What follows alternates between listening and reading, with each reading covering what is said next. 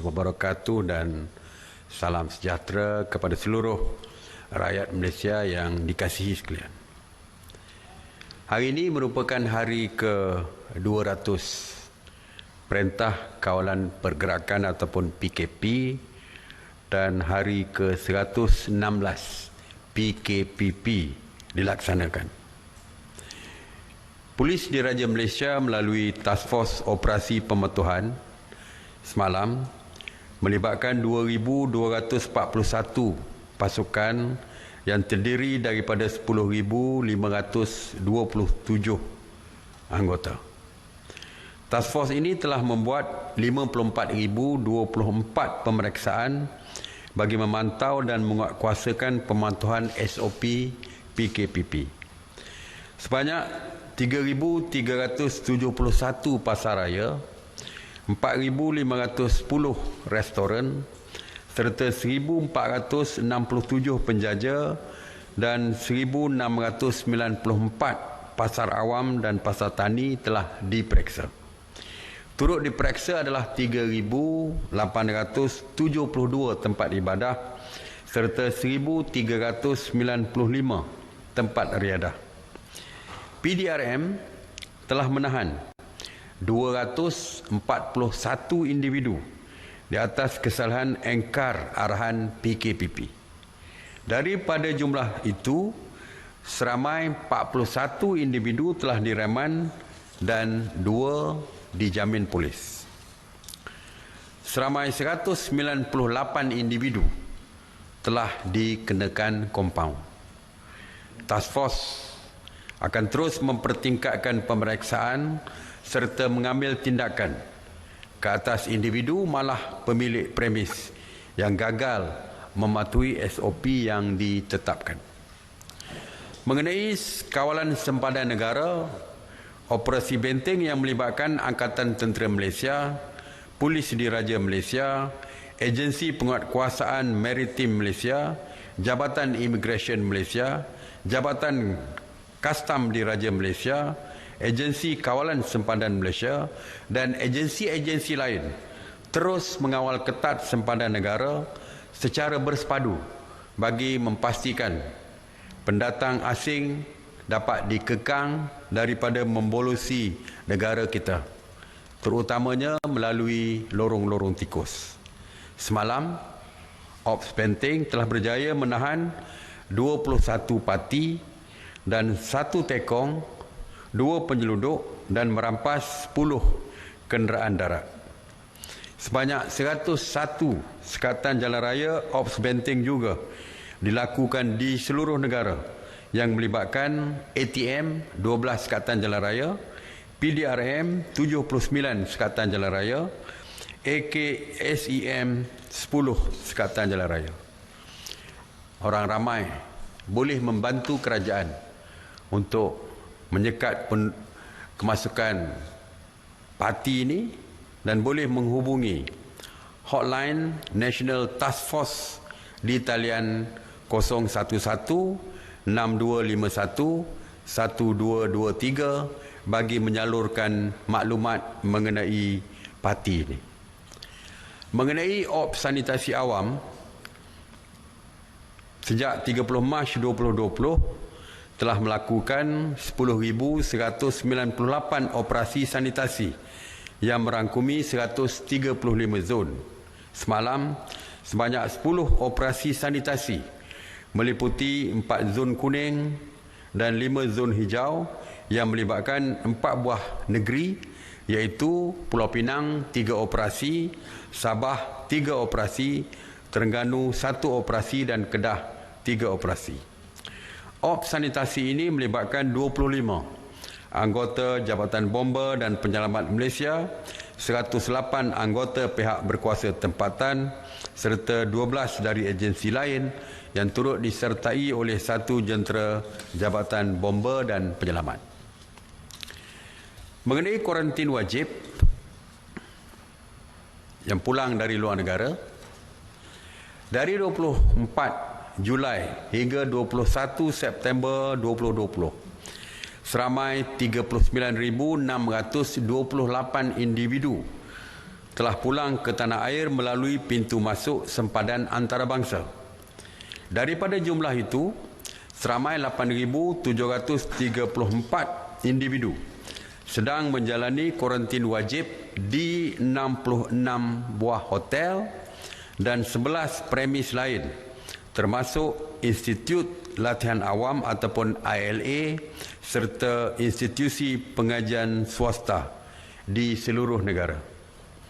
106 individu telah dibawa ke hospital untuk rawatan kerana positif COVID, manakala 30,788 individu telah didischarge dan dibenarkan pulang ke rumah masing-masing.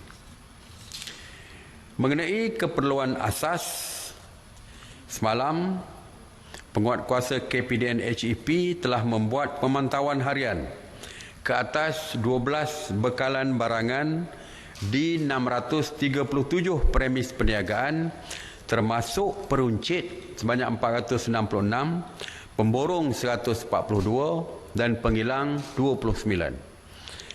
Secara keseluruhan, bekalan barangan keperluan adalah mencukupi dan mampu menampung keperluan negara yang berterusan dan mudah diperolehi.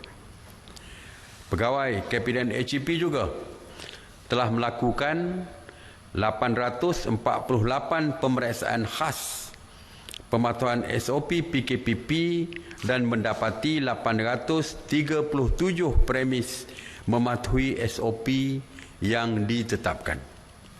11 premis pula diberikan nasihat kerana tidak mematuhi SOP.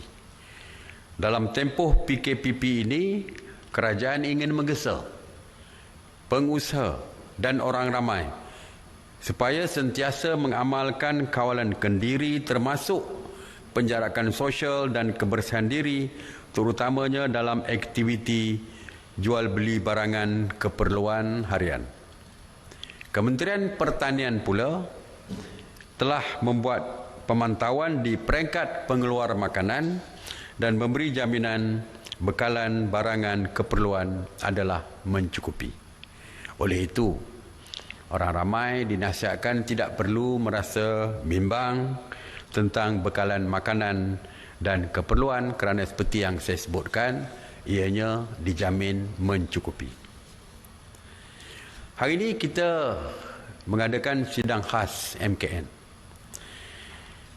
Antara keputusan yang dibuat sewaktu sidang khas yang dipengerusikan oleh Yang Amat Berhormat Perdana Menteri ini hari ini ialah yang pertamanya mengenai Kompleks Immigration Johor, iaitu operasi bagi Kompleks Bangunan Sultan Iskandar adalah kekal dari jam 7 pagi hingga 7 malam bagi semua kenderaan. Manakala bagi Kompleks Sultan Abu Bakar atau link kedua, waktu operasi bagi kenderaan berat adalah 24 jam, manakala bagi kenderaan ringan, waktu operasi adalah dari 8 pagi hingga 12 malam. Mengenai kawalan pantai timur Sabah, seperti kita tahu, punca merebaknya COVID di pantai timur Sabah adalah daripada kemasukan parti. Ops benteng yang melibatkan agensi keselamatan telah pun digerakkan di pantai timur Sabah untuk memastikan parti ini dapat disekat kemasukannya ke pantai timur Sabah seperti Tawau, Sempurna, Lahad Datu, Silam dan sebagainya. Hari ini mesyuarat melihat bahawa terdapat keperluan untuk kita tambahkan, perkasakan ops benteng di pantai timur Sabah ini melihat kepada kes yang sedang meningkat yang kebanyakannya dulunya awalnya adalah berpunca daripada parti daripada negara jiran kita. Oleh itu, sidang khas hari ini bersetuju untuk menambahkan keanggotaan keselamatan, begitu juga aset, iaitu menambahkan aset-aset sama ada daripada Angkatan Tentera Malaysia, daripada pihak PDRM, begitu juga dengan APMM, bagi kita memperkasakan dan menambah ketatkan lagi kawalan di pantai timur Sabah ini melalui Ops Benting supaya kita dapat menghalang kemasukan parti khususnya melalui lorong-lorong tikus ini. Jadi seperti kita tahu, pantai timur Sabah begitu panjang sekali, begitu luas sekali. Jadi dan banyak pulau-pulau yang menjadi transit kepada parti ini yang agak menyukarkan dari segi kawalan. Tetapi kita akan tambahkan lagi aset kita, anggota kita supaya kita dapat mengawal kemasukan mereka itu. Bagi mereka yang ditahan di Ops Benting, mereka yang tidak berdokumen pasti saja akan ditangkap dan ditempatkan di depo-depo tahanan imigresen. Kita difahamkan ada kedapatan mereka yang ditahan mempunyai kad pengenalan. Bagi mereka yang mempunyai kad pengenalan, kita juga tidak bebaskan mereka. Walaupun kita tidak boleh menahan mereka, tetapi kita akan meletakkan mereka di pusat kuarantin dan akan dikuarantin selama 14 hari. Jadi keputusan ini kita buat memandangkan kes daripada negara jiran yang meningkat dan kemasukan parti telah memberikan kesan kepada pengawalan COVID-19 di pantai timur Sabah. Mesyuarat juga berbincang mengenai SOP untuk kelas anak-anak kapal yang sign off, yang menaik kapal untuk memulakan kerja dan yang tamat bekerja, iaitu sign off. Terdapat sedikit kekeliruan baru-baru ini di dalam media. Jadi saya ingin perjelaskan untuk anak-anak kapal yang terlibat untuk memulakan tugas mereka, sign on, mereka perlu menjalani swab test. Sekiranya negatif, mereka akan dikuarantin selama 14 hari untuk mula bekerja, sebelum bekerja di atas kapal tersebut. Dan sekiranya positif, tentu saja akan dihantar ke hospital. Manakala bagi anak kapal yang terlibat dalam sign off, tamat tugas mereka di kapal dan balik ke rumah mereka, ataupun bagi anak kapal daripada luar negara akan pulang ke negara mereka. Jadi ini ada dua keadaan.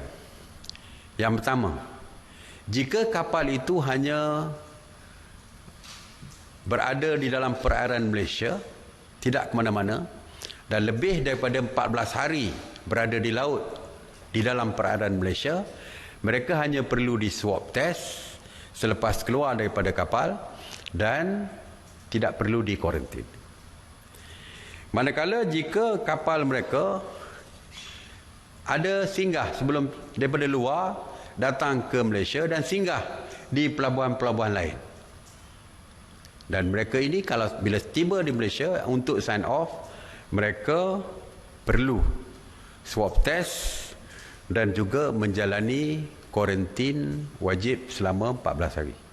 Saya lupa tadi tertinggal yang di dalam perairan Malaysia, walaupun mereka tidak perlu kuarantin, tetapi mereka perlu diiring turun daripada kapal, terus bawa ke lapangan terbang, naik pesawat dan balik ke negara mereka.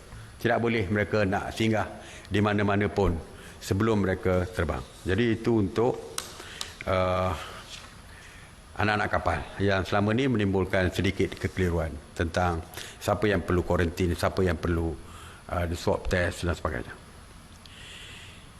Mengenai lawatan pemimpin luar negara, mesyuarat juga membuat ketetapan tentang lawatan pemimpin ke luar negara. Seperti kita tahu yang kita mempunyai hubungan dengan negara-negara luar Ramai pemimpin negara luar terpaksa datang ke negara kita.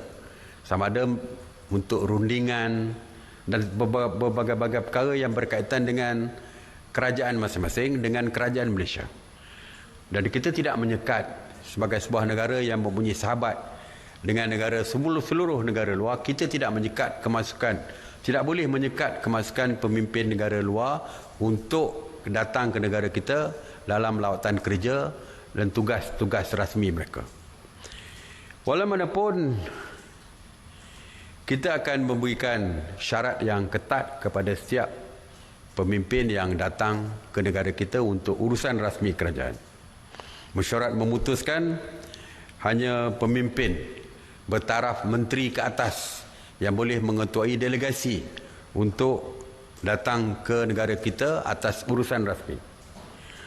Beberapa SOP perlu dipatuhi. Sebagai contoh, semua delegasi, semua, termasuk ketua delegasi, sama ada ketua delegasi itu menteri, timbalan Perdana Menteri atau pemimpin tinggi sekalipun, mereka yang pertamanya perlu membuat swab test 3 hari sebelum kedatangan, dan bila sampai ke pintu masuk kita, mereka perlu sekali lagi untuk membuat swab test, dan mereka akan terus dibawa ke penginapan masing-masing. Tidak boleh ke tempat lain, direct ke penginapan masing-masing. Dan jika mereka datang untuk bermesyuarat misalnya, terus dibawa ke tempat mesyuarat, dan selepas habis mesyuarat, kalau tidak ada apa-apa lagi, mereka terus balik ke negara mereka. Dan kedatangan mereka bukan melalui commercial flight ataupun penerbangan komersial, tetapi penerbangan sewa khas ataupun chartered flight, yang mana mereka, ketua delegasi dengan rombongan mereka saja yang boleh ada percampuran di dalam pesawat sehinggalah selesai mesyuarat dan sebagainya.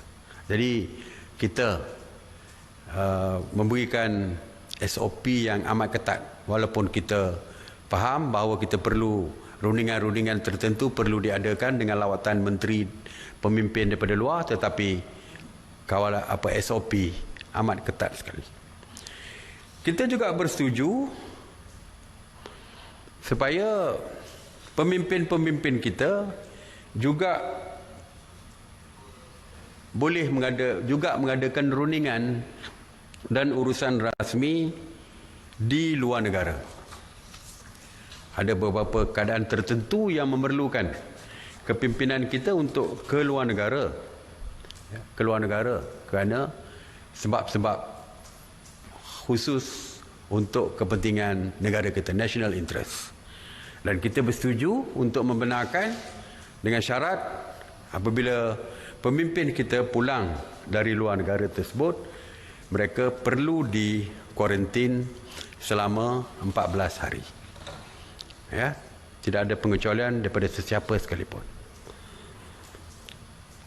Seperti yang tuan-tuan sedia maklum, bahawa kita telah pun mengumumkan 4 daerah di Sabah diisytiharkan sebagai kawasan yang dikenakan PKPD pentadbiran. 4 daerah, iaitu Sempurna, Tawau, Lahad Datu dan Kunak. Dan daerah-daerah lain di seluruh Sabah, kajian telah pun mengumumkan rentas negeri, rentas daerah tidak dibenarkan. Bermakna tidak dibenarkan lagi antara daerah dengan daerah untuk bergerak antara daerah dengan daerah, kecuali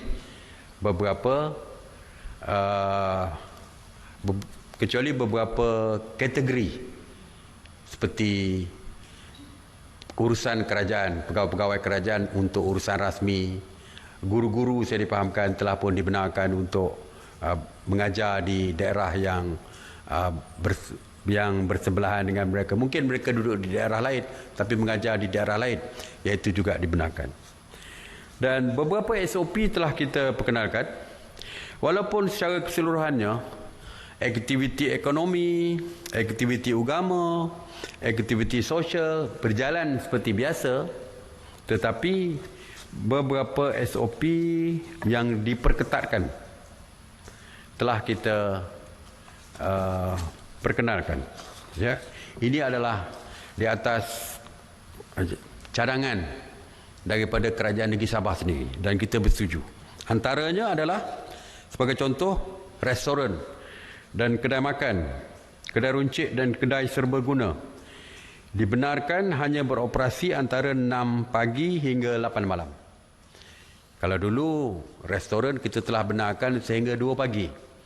Tapi walaupun tidak ada PKPP atau PKPD, tidak ada PKPD di daerah-daerah lain selain pada 4 itu, kita perketatkan dari segi SOP yang kita kontrol dari segi masa. Contoh, waktu operasi stesen minyak sekarang ini adalah di antara 6 pagi hingga 8 malam. Waktu operasi pasar harian di antara 6 pagi hingga 2 petang saja. Yang manakala pasar-pasar malam, pasar tani yang lain semuanya dibenarkan tetapi dengan SOP yang lebih ketat. Saya juga nak maklumkan bahawa jika ada perkara-perkara yang perlu diperjelaskan, yang perlu nak mendapatkan makluman dengan jelas,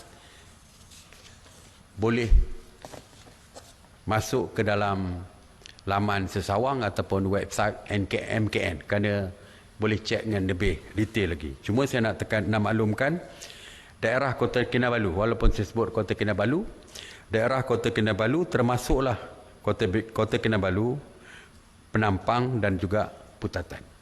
Jadi 3 itu termasuk dalam daerah Kota Kinabalu sebagai satu daerah. Jadi itu antara yang SOP yang boleh saya sebutkan di sini. Walaupun pun ada lagi, misalnya bas ekspres rentas daerah memang tidak dibenarkan. Walaupun pun bas berhenti di dalam daerah berjalan seperti biasa. E-hailing dan sebagainya akan ditetapkan dari segi masa. Taksi dan e-hailing dibenarkan, dan juga food delivery services, pengantaran makanan, dibenarkan daripada 6 pagi hingga 8 malam saja. Jadi itu antara perkara-perkara yang dibenarkan. Jadi seperti kita ketahui, hari ini kes semakin meningkat. Ya. Walaupun kalau kita lihat dari segi jumlah kes tersebut, kalau kita buat analisa secara terperinci, saya harap kita tidak terlalu panik. Walaupun rakyat mungkin marah kat saya kerana kata jangan panik. Sebagai contoh, semalam di Kedah 129 kes. Jadi bila dengar dari segi jumlah tu besar, 129 kes. Tetapi kalau kita tengok secara terperinci, 128 kes adalah di dalam penjara, iaitu kluster tembok di dalam penjara. Bermakna daripada 129, 128 di dalam penjara, yang luar penjara hanya 1 kes. Ya, hanya 1 kes. Sabah 113 kes. Tetapi 35-nya daripada kluster benteng. Jadi yang di luar adalah 78 kurang daripada 100. Walaupun 78 kita kira besar kerana lebih dianggap sebagai zon merah, tetapi kita telah pun membuat kawalan, iaitu kita telah pun mewartakan sebagai, telah pun mengisytiharkan sebagai PKPD pentadbiran. Walaupun saya harap rakyat tidak, walaupun tidak panik, tidak terlalu panik, tapi tidak boleh mengambil lewa dan rasa selesa dengan keadaan hari ini. Kita perlu lebih memperketatkan kawalan kendiri kita. Saya dah pernah beberapa kali sebut dulu bahawa virus ini berada di sekitar kita. Selagi vaksin tidak ditemui, selagi itulah vaksin ini akan berada di sekitar kita dan akan menjangkiti sesiapa.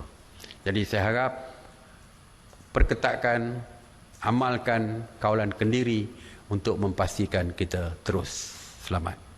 Saya buka kepada soalan.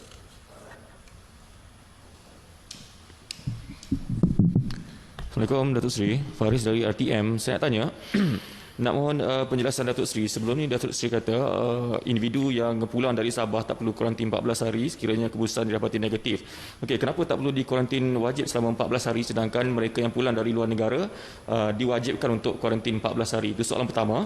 Okey, yang kedua, kita tahu macam Datuk Seri kata ramai yang marah menuding jari terhadap kerajaan sekarang ni yang mengatakan punca peningkatan jangkitan ni adalah disebabkan oleh ahli politik yang pulang dari Sabah. So kita nak minta komen daripada Datuk Seri bagaimana?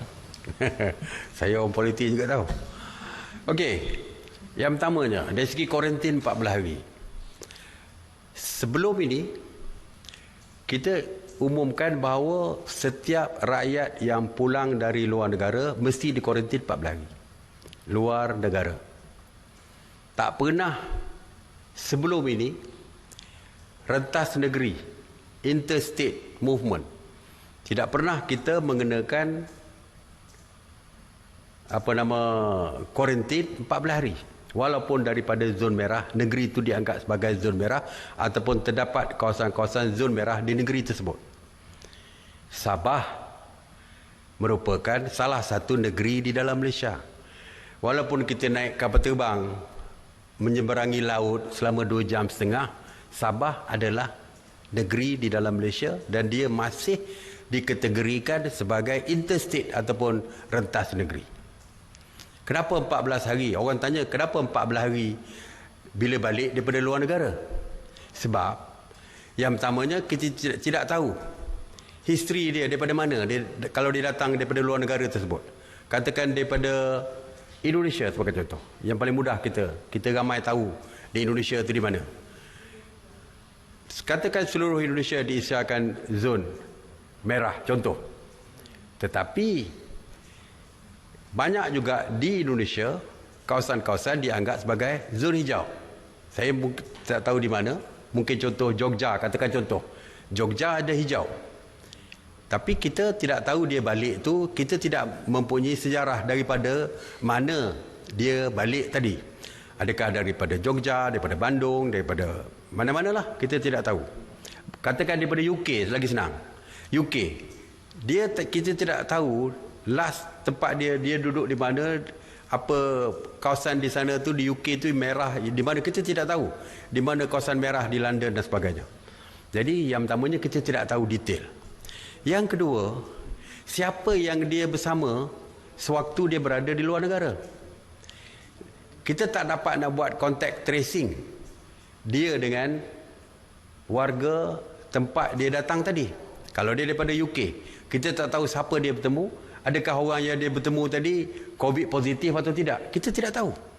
Dia balik tanpa kita mempunyai history yang lengkap mengenai dari kawasan mana dia datang, adakah merah atau hijau atau kuning di sana dan dengan siapa dia bertemu. Jadi sebab itulah kita kata siapa saja yang balik pada luar negara mesti dikuarantin 14 hari. Tetapi Sabah adalah sebahagian daripada negara Malaysia dan ianya berlakunya perjalanan antara Sabah dengan Semenanjung, ianya merupakan rentas negeri dan kita tahu sejarah daripada mana dia datang. Kalau dia datang daripada Papar misalnya. Papar tidak diisiakan sebagai kawasan merah. Papar, mana kenapa kita perlu kuarantin dia? Kerana dia datang daripada kawasan hijau, daripada Sabah. Jadi tidak ada sebab kenapa kita kuarantin dia. Kalau kita mulakan kuarantin untuk interstate ataupun rentas negeri, sebagai contoh, Kedah. Kedah dianggap tinggi. 2 kawasan di Kedah, Aman Jaya dan Kota Star telah pun diisiakan kawasan PKPD. Adakah kita, sesiapa yang datang daripada Kedah akan di swab test dan kuarantin? Adakah mereka yang datang daripada zon hijau di Kedah seperti Kulim Bandar Baru datang ke Penang, masuk saja ke Penang, rentas negeri perlu di kuarantin 14 hari? Di Selangor dah semakin meningkat, 31 kes malam. Katakan di Hulu Selangor, kata contoh Hulu Selangor diisiakan zon merah. Adakah yang datang daripada Shah Alam ke Kuala Lumpur nanti kerana Selangor dianggap sebagai merah, maka dianggap bahaya, maka mereka yang datang daripada Shah Alam datang ke Kuala Lumpur juga akan dikenakan kuarantin. Ataupun daripada Kajang datang Kuala Lumpur dikenakan kuarantin, sedangkan Kajang adalah hijau dan kita tahu status kawasan di situ. Jadi sebab itulah Kementerian Kesihatan, sepatutnya bukan saya menjawab ni. Jadi soalan ni lebih wajar Kementerian Kesihatan jawab, tapi kita pun ada meeting bersama, jadi saya boleh jawablah. Saya harap tidak berbeza dengan Kementerian Kesihatan. Jadi sebab itulah siapa saja yang balik daripada Sabah, cuma untuk extra precautions ni, precaution yang lebih daripada Sabah kerana timbul kes-kes yang agak tinggi, jadi kita minta mereka mengadakan swab test. Selepas mengadakan swab test, mereka dipakaikan gelang kuarantin. Memang tempoh kuarantin 14 hari, tetapi oleh kerana interstate tadi, rentas negeri tadi, kita buat, Kementerian Kesihatan membuat keputusan bahawa mana-mana mereka yang dah memakai gelang, bila dapat saja keputusan negatif, mereka terus boleh ke pejabat ataupun klinik kesihatan daerah, iaitu bawah klinik kesihatan kerajaan, untuk memotong gelang tersebut, dan pejabat kesihatan akan mengeluarkan surat pelepasan kepada mereka. Jadi mereka tidak perlu di kuarantin. Walau bagaimanapun, Kementerian Kesihatan sentiasa menasihatkan supaya untuk menjaga kepentingan diri dan kesihatan keluarga dan sebagainya, digalakkan untuk kuarantin sendiri, self quarantine. Tetapi bukan mandatory, itu beza dia. Mereka boleh membuat self quarantine untuk menjaga kesihatan diri dan keluarga kalau tidak yakin kalau mereka keluar mereka tidak menjangkiti sesiapa walaupun mereka telah pun negatif. Okey? Jadi itulah jawapannya, sebab kita tahu kalau dia daripada green zone di dalam negara kita tak perlu di kuarantin lagi. Alright? Apa dia? Oh, ramai yang kata ahli politik. Saya dah maklumkan, yang balik daripada Sabah yang telah pun dibuat saringan adalah 13,000 lebih, dan 130 lebih didapati positif, iaitu 1% daripada mereka yang kembali daripada Sabah. Ramai yang rakyat dah panik, seolah-olah separuh. Kalau separuh, 7,000 lebih dah positif. Ini hanya 132, dan ianya bercampur-campur antara orang politik mungkin yang pergi berkempen waktu PRN, saya tidak menafikan, tetapi termasuk jugalah pelancong-pelancong yang melancong di Sabah, orang yang ada tugas rasmi di Sabah, ada yang mempunyai urusan perniagaan di Sabah. Jadi 130 lebih yang 1% itu bukan orang politik semata-mata, tetapi bercampur-campur. Jadi tidaklah orang politik semata-mata. Okey?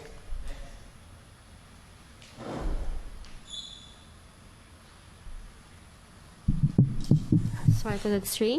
Ada dua soalan. Yang pertama, benarkah timbalan Menteri Alam Sekitar dan air dijangkiti COVID-19? Dari mana jangkitan itu beliau peroleh, dan adakah ia memberi risiko kepada jemaah menteri lain? Dan soalan kedua ialah, sebelum ni Datuk Seri ada berkata kerajaan tidak akan agak-agak untuk melaksanakan semula PKP sekiranya penularan kembali kepada 3 angka. Jadi kita tengoklah penularan lately kan. Jadi adakah KKM akan menasihati atau mencadangkan pelaksanaan semula PKP kepada MKN memandangkan perkembangan semasa terkini? PKP seluruh negara? Yes. Okay. Yang pertamanya, tak ada siapa yang tahu status sebenar timbalan menteri air. Tidak boleh. Sebab tak pernah dulu-dulu waktu kita PKP dan sebagainya, nama mereka yang positif didedahkan kerana ianya bertentangan dengan hak kerahsiaan peribadi. Privacy orang, kita telah ada infringement of private punya life, punya privacy ni dah salah. Di bawah akta Akta Perlindungan Data Peribadi, hak peribadi kita tidak boleh data peribadi kita tidak boleh dikongsikan. Kita tak faham. Akhir-akhir ini tiba-tiba banyak keluar gambar, nama yang bukan dikeluarkan oleh Kementerian Kesihatan, malah Kementerian Kesihatan pun tidak akan mengeluarkan nama-nama sekalipun. Itu adalah rahsia. Tetapi dah keluar. Setengah tu fake. Tak betul. Ya, setengah tu. Sebagai contoh, Esko Kerajaan Negeri Pahang. Heboh satu negara, konon-kononnya Esko Kerajaan Pahang ini telah pun positif COVID. Rupa-rupanya tidak betul. Test dia adalah negatif. Sehingga kan Yang Amat Berhormat Menteri Besar Pahang sendiri membuat statement menafikan cerita yang berkatakan Exco tersebut COVID positif. Jadi, terlampau banyak cerita-cerita yang mengelirukan, yang tidak betul, menyiarkan gambar orang. Dan perkara ini boleh diambil tindakan undang-undang oleh mereka yang disiarkan gambar tersebut. Jadi saya menasihatkan orang ramai supaya jangan kita distribute, sebarkan berita-berita yang bukan kita yang menentukan, kerana KKM yang tahu status setiap individu yang dicek oleh mereka, yang disaring oleh mereka. Jadi kalau saya jawab soalan tadi, susah saya nak kata, because saya tak tahu. Kementerian Kesihatan tak pernah mengeluarkan apa-apa, orang yang mengeluarkan. Begitu juga yang menentukan siapa ada kontak rapat dengan siapa, hanya ditentukan oleh Kementerian Kesihatan, dan mereka yang mempunyai kontak rapat dengan sesiapa yang perlu kuarantin 14 hari, Kementerian Kesihatan akan mengeluarkan surat mengarahkan sesiapa individu tersebut untuk kuarantin 14 hari. Jadi tapi sekarang ni kita yang menentukan orang ni kena duduk kuarantin, orang ni kena COVID positif. Itu salah. Jadi tak boleh dilakukan seperti itu. Ya. Dan tadi adakah dia akan di PKP seluruh Malaysia? Saya tahu hari ni ramai orang tunggu saya ni. Sebab ada mesyuarat khas MKN, dia kata PKP ke hari ni? Tidak. Ya. Kita tidak akan mengisytiharkan PKP. Kerana kalau kita lihat semalam, walaupun 287 kes, hari ini mungkin tambah lagi agaknya, 113 kes di Sabah yang melibatkan di antaranya 35 mereka yang 35 kluster benteng yang berada di dalam penjara. Saya dah sebutkan tadi, 129 di Kedah, 128 berada di dalam penjara. Kalau kita tengok seluruh negara, setiap di negeri-negeri ini, hanya Selangor saja yang 31, belum sampai lagi tahap merah iaitu 40. Negeri-negeri lain 1 hingga 3 saja. Perlis kosong. Johor, Kuala Lumpur, Pahang, Labuan 1 kes. Kelantan, Negeri Sembilan 2 kes. Perak, Terengganu 3 kes. Jadi kalau kita tengok 1 kes, 2 kes setiap negeri. Jadi tidak merupakan satu perkara yang membimbangkan. Dan saya dah katakan, takkan ada mungkin kosong di seluruh negara. Kerana seperti saya kata, COVID-19 ini masih lagi berada di sekeliling kita. Besok lusa mungkin ada orang lain akan kena COVID-19 ini. Jadi kalau kita 1-2 kes kita nak lock seluruh negara, sampai bila pun negara kita, negeri-negeri dan sebagainya tidak boleh dibuka. Kerana PKP akan terus dikenakan di seluruh negara kerana 1-2 kes ini. Jadi sebab itulah belum lagi. Dan kalau pun tinggi, sebagai contoh Selangor, tiba-tiba jadi 40-50, kita akan kenal pasti kawasan-kawasan di Selangor tersebut, iaitu targeted area di Selangor itu untuk kita lock secara locality tadi yang dianggap merah tadi. Dan kita tak tutup seluruh Selangor pun. Kalau kena di Shah Alam misalnya, di Shah Alam lah. Itu pun bukan seluruh Shah Alam, mungkin flat di Shah Alam, 1-2 perkampungan di Shah Alam, macam tu saja sebagai contoh. Sebagai contoh, saya tak tahu Shah Alam mungkin rendah kot hari ni. Saya pun tidak tahu. Tapi maksudnya tidak akan kita lockdown seluruh negara, seluruh negeri atau seluruh daerah, tetapi targeted area saja yang akan kita lock. Okey. Selamat petang Datuk Seri. Saya ada satu soalan saja. Apakah kemungkinan kawasan rentas negeri diaktifkan semula susulan peningkatan kes COVID dan dilihat setiap negeri juga ada mencatatkan kes harian? Terima kasih. Saya dah sebut tadi bahawa kalau tengok negeri-negeri lain selain daripada Kedah, Sabah, Selangor, kalau di Semenanjung ni Selangor saja yang 31, the rest 1 hingga 3 saja. Jadi tidak ada keperluan untuk kita menyekat pergerakan merentas negeri ataupun daerah. Okey.